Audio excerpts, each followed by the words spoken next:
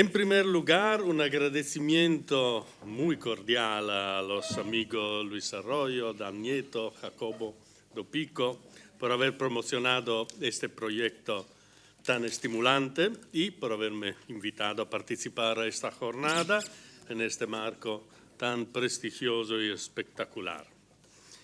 Hacia un derecho penal del medio ambiente es el título de esta sesión.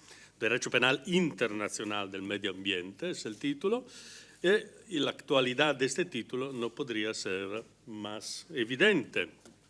Hace 3 semanas, el mismo Papa Francisco, en un encuentro en Vaticano con los penalistas reunidos en Roma por el Congreso de la Asociación Internacional de Derecho Penal, ha hecho referencia, con toda la fuerza de su autoridad moral y política, a las conductas de ecocidio, así las ha llamado, la contaminación masiva del aire, de los recursos de la tierra y del agua, la destrucción a gran escala de flora y fauna y cualquier acción capaz de producir un desastre ecológico o destruir un ecosistema.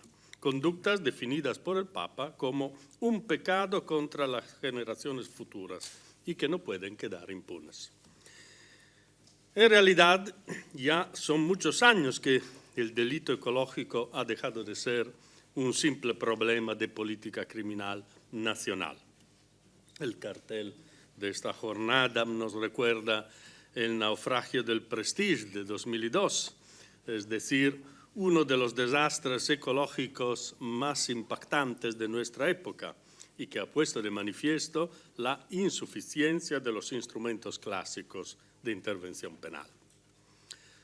La protección penal del medio ambiente ha sido históricamente el problema que ha llevado por primera vez el Tribunal Europeo de Justicia en el 2005 a reconocer que las instituciones europeas están legitimadas a adoptar directivas de armonización penal para asegurar una protección penal adecuada y eficaz contra los delitos medioambientales transnacionales.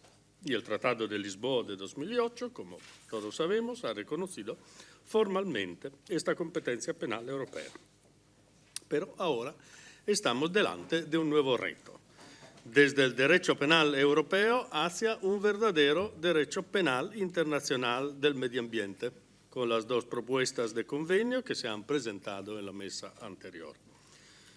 Quizá no vamos a tener el mismo nivel de impacto mediático que la inminente llegada de Greta en Madrid, pero sí que estamos capacitados para hacer propuestas concretas, útiles a la comunidad internacional, que, como ha subrayado Adán antes, no quieren ser simplemente simbólicas. En esta mesa sigue la discusión sobre esta perspectiva con 2 ponentes especialmente acreditados, José Manuel Moreno Rodríguez y John Verfele, que nos van a proporcionar una perspectiva internacional e interdisciplinaria, que en este sector es absolutamente necesaria para no caer en la abstracción. El primero que va a hablar es José Manuel Moreno Rodríguez, catedrático de Ecología en la Facultad de Medio Ambiente de la Universidad de Castilla-La Mancha en Toledo y miembro del Panel de Naciones Unidas contra el Cambio Climático, es decir, una autoridad científica internacional sobre precisamente este bien jurídico global que queremos proteger con estas nuevas formas jurídicas de las cuales hablamos hoy. Muchas gracias y dejo inmediatamente la Gracias a ti, Luigi. Es un placer estar con vosotros aquí.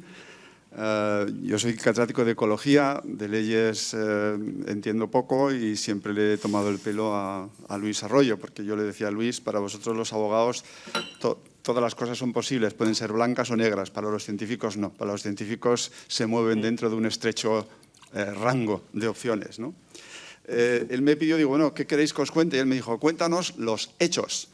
Y entonces, pues yo voy a contar los hechos, lo que sabemos hasta el día de hoy, en qué situación estamos y que, en fin, no voy a decir nada nuevo que no se sepa, pero bueno, quizás a veces cuando uno lo ve todo junto, pues se da cuenta de que tenemos un problema. y tenemos un problema muy grande. Bueno, se me olvidaba decir, ese código de barras es el código de barras del calentamiento, en este caso de España. Colores azules es temperatura normal, colores rojos, pues temperatura más alta. Es decir, ahí se han creado estos códigos de barras para todos los países, para todas las ciudades, etcétera, como símbolo de la situación en la que estamos, ¿no? Vamos a hablar de algunas observaciones, datos importantes que probablemente a la gente de derecho pues, les sonará extraño. Algo como la concentración en la atmósfera del dióxido de carbono. Bueno, la concentración de dióxido de carbono en la atmósfera ha aumentado desde, en fin, cuando yo nací yo respiraba 312 partes por millón y ahora estamos respirando 410 partes por millón. Este es el último dato. Eso es una barbaridad.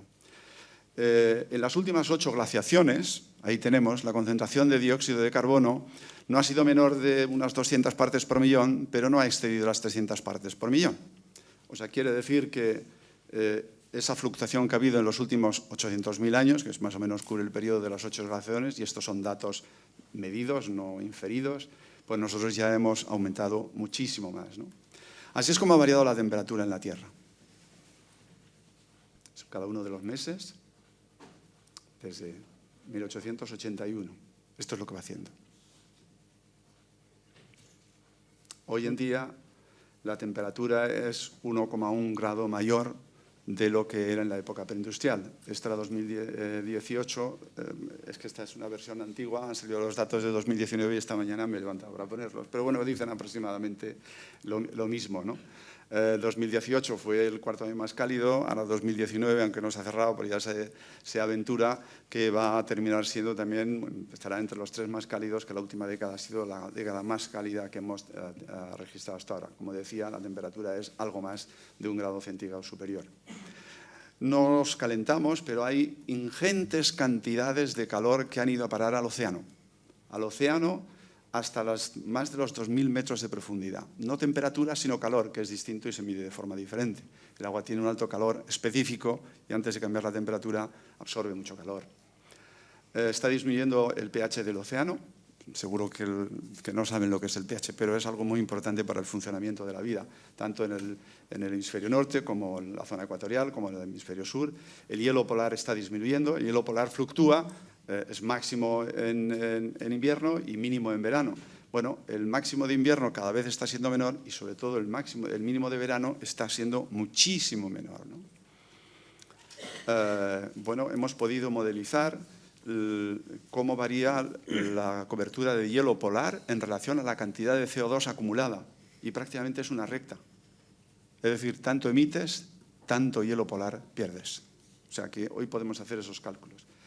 El nivel del mar sigue subiendo, estamos ahora aproximadamente unos 200 milímetros. La gente pensará que no es mucho, 20 centímetros es bastante. Y si no, que cada uno recuerde cuando sube un poquito la marea en la playa, lo que te tienes que mover en horizontal para un poquito en la vertical, ¿no? Los últimos que se inundan en los eventos extremos no saben que se lo deben al cambio climático, pero se lo deben al cambio climático. ¿Qué ha pasado en el mundo? Pues hemos observado impactos generalizados. Esta es una gráfica que se construyó en el 5º informe del IPCC que terminamos de presentar en 2014. Y estos son impactos relacionados con los sistemas físicos, es decir, los hielos, ríos, procesos costeros o procesos biológicos, es decir, modificación del desplazamiento de los organismos, incendios o los humanos, sobre todo producción de alimentos, enfermedades. Pues bien, como se ve, en el mundo, en todo el mundo, encontramos ya algunos casos donde podemos relacionar para algunos de estos fenómenos una relación directa con el cambio climático. Es decir, no es una cosa de un solo sitio, sino es una cosa generalizada. Esto puede parecer muy poco, pero en realidad para hacer estos estudios necesitas tiempos de observación y cuando mucha de esta gente empezó a hacer sus observaciones, probablemente el cambio climático no estaba en el alero, porque necesitas en muchos casos 30, 40 años. O sea que esto es el vaso muy lleno, más de lo que parece, ¿no? Hemos perdido capacidad de producir alimentos, es decir, estos son pérdidas de rendimiento de trigo, de maíz, sobre todo, menos el arroz, en rendimiento, en pérdida en porcentaje por década. Eso quiere decir que hay mucha gente que no cosecha todo lo que tenía que cosechar y, por tanto, pues puede que pase hambre. Los organismos les gusta estar donde están y no les gusta estar donde no están, porque dependen de las interacciones de competencia, de depredación, así es que buscan el clima que quieren. Fíjense en el medio marino, que ahí se mueven con cierta facilidad. En el caso de especies pseudooceánicas que les gustaba vivir en ambientes calentitos y que no llegaban a las Islas Británicas, como pueden ver ahí arriba, en los años 50-80, pues en los años 80-90 se estaban desplazando, en los 2000-2002 estaban ya en las costas noruegas y desde luego siguen estando ya en las costas noruegas invadiendo todo el mar del norte ahora mismo. Eso da una idea del movimiento que hay en el mar. En la tierra ocurre parecido, pero se mueve más difícilmente, entre otras cosas porque hemos puesto carreteras y hemos puesto muchas cosas. Cara al futuro. Bueno, pues en el IPC funcionábamos con la idea de 2 grados centígrados, que era lo que en principio preveíamos, y entonces pues se hacen escenarios, que escenarios no son, sino qué pasaría en el futuro si nos calentásemos 2 grados o si no hacemos nada, que nos calentaríamos pues más de 4 grados.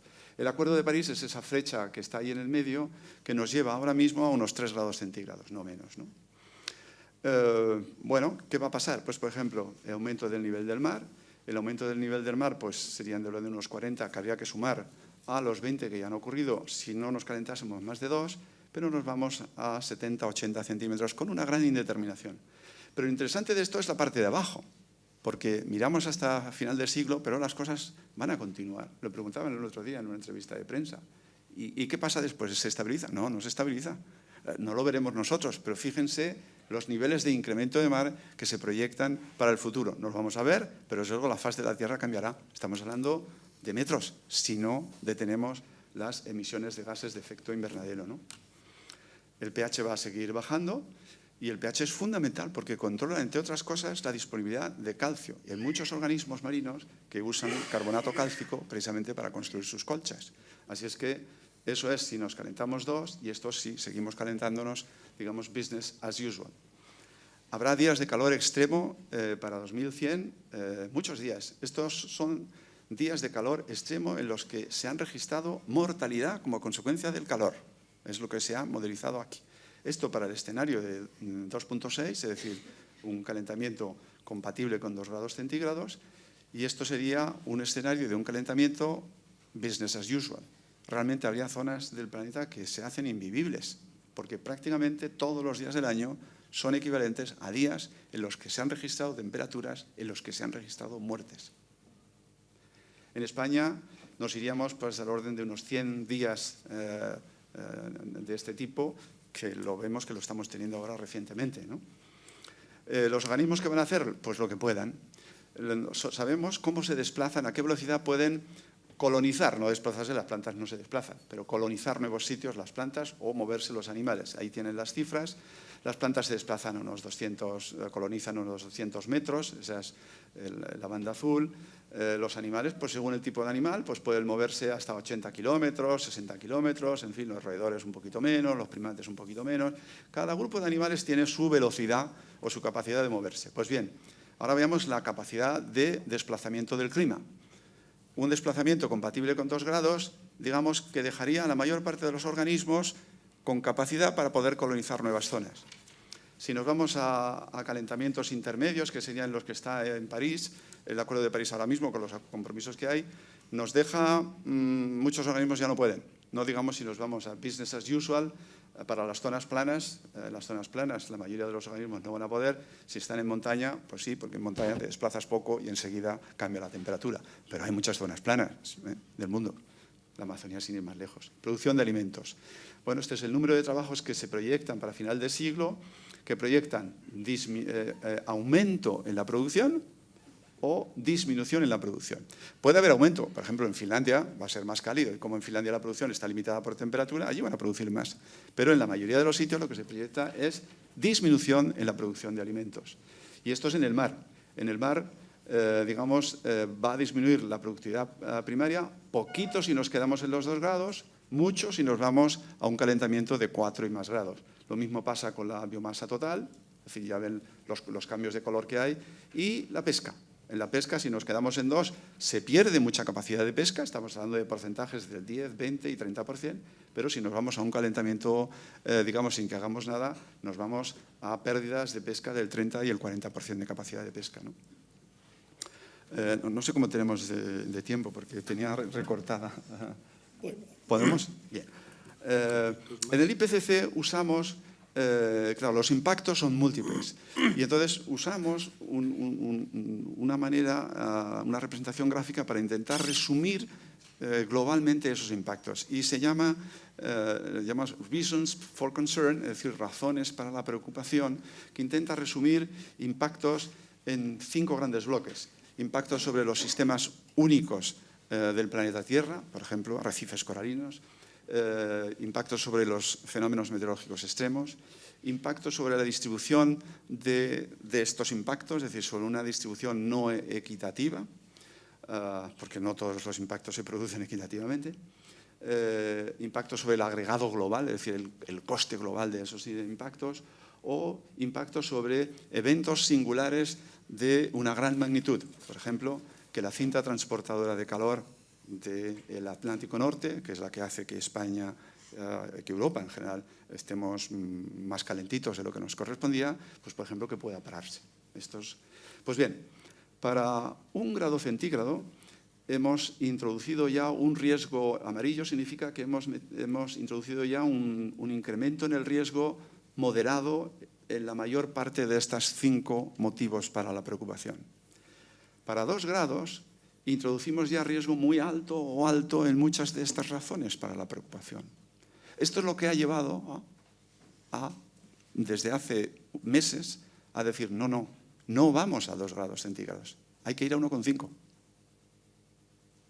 Esta gráfica, no solo esta gráfica, pero vamos, es responsable de decir tenemos que ir a 1,5.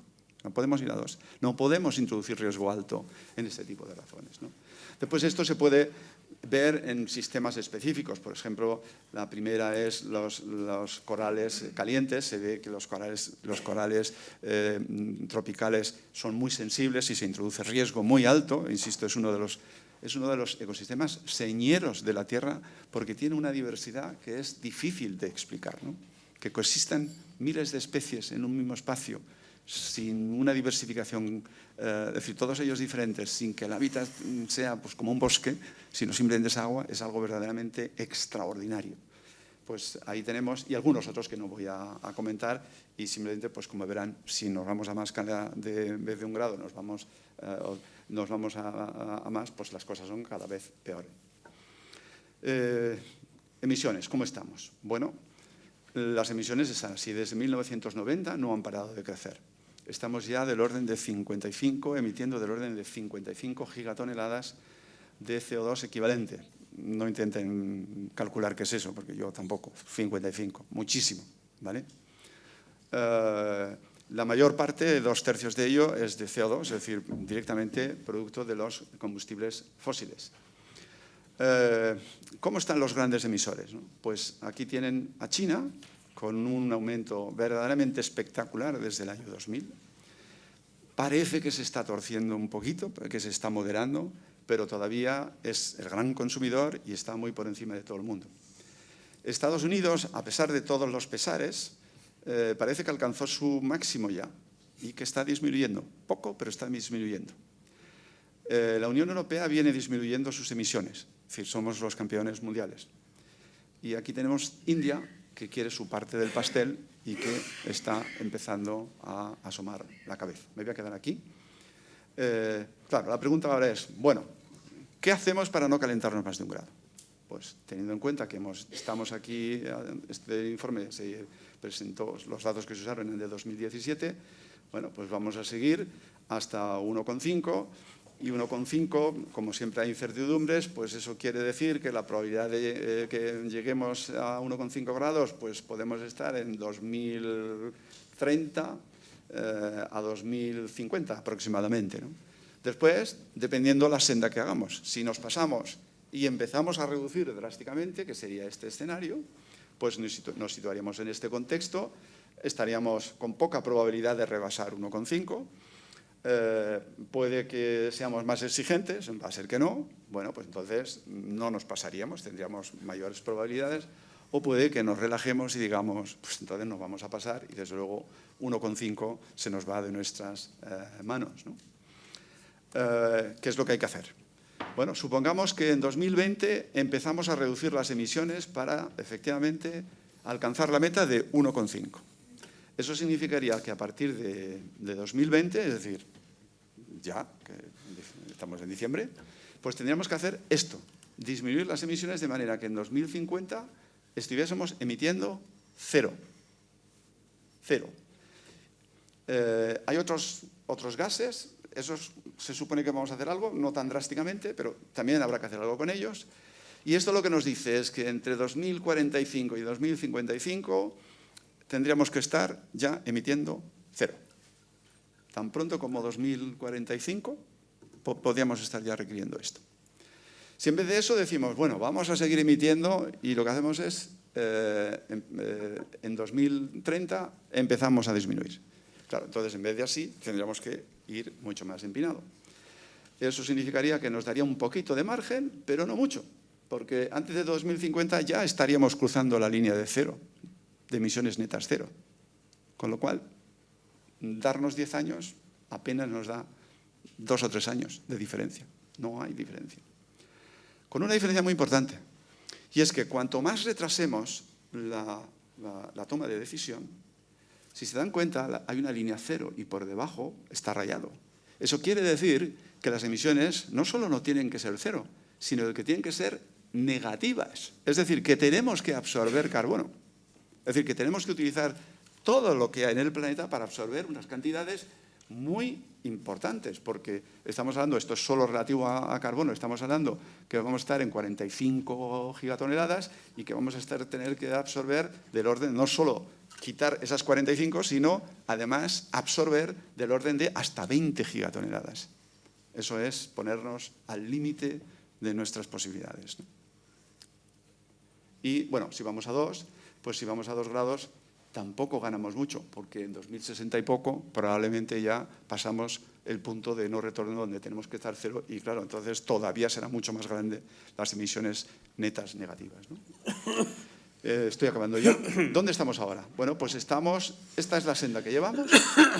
El Acuerdo de París, si se cumpliese, nos llevaría aquí. Es decir, nos llevaría no a disminuir, sino a no aumentar tanto. Bueno, es un paso, pero no hay disminución neta.